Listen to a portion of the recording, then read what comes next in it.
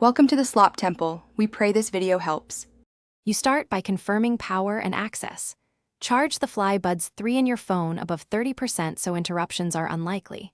Once done, open Bluetooth on your phone and keep location permissions enabled if prompted, because some phones require it to scan. Make sure the charging case is closed. This prevents accidental activation. Next, remove one bud to wake the earbuds.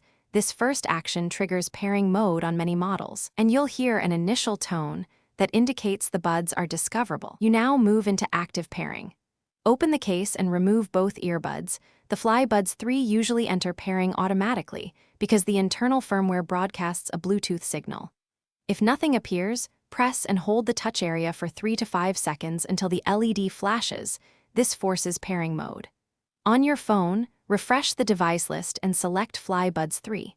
Allow any pairing prompts. This establishes the secure audio profile and syncs controls so both buds work together. You finish by verifying full functionality. Check that your phone shows Flybuds 3 as connected and play a short audio clip to confirm left and right channels and volume. Make a quick call or record a voice memo to test the mic and touch controls, because audio routing and microphone permissions can differ by app.